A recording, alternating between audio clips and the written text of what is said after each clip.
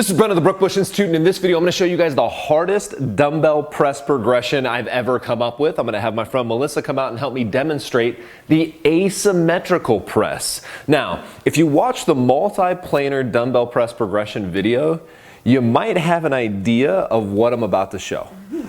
Right, so I'm going to hand Melissa her dumbbells here. She's going to go ahead and get into good position, make sure her glutes tight, she's stabilized, she's drawn in. Now, in the multi-planar press video, we did transverse plane, 45 degrees, and then we did sagittal.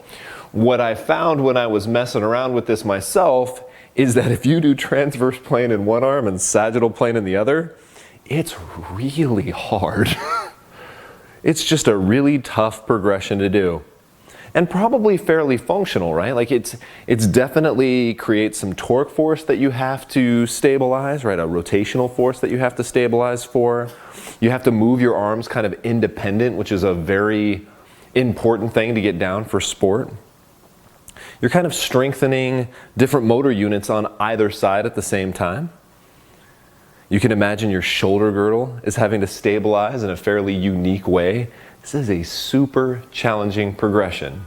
Maybe something we want to keep in our endurance stability programming, right? Maybe not something I would do like in a max strength, or maybe even not even a hypertrophy program.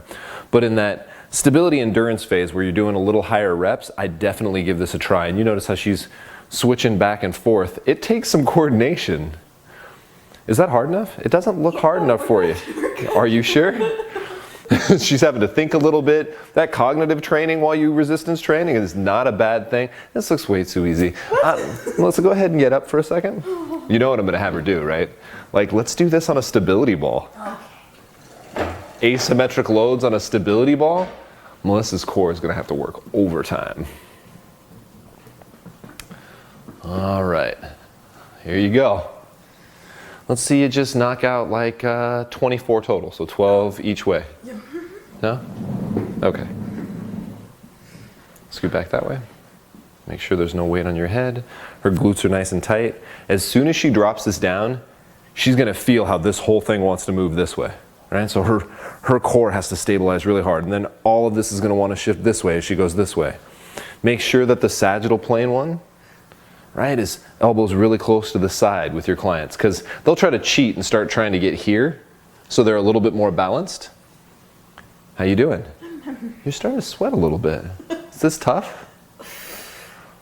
Oh yeah, gotta love to beat up clients a little bit. Guys, you have to try this asymmetric press.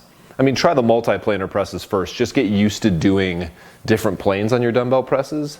But this right here, asymmetric press on a stability ball, has to be the hardest progression I've ever managed to come up with.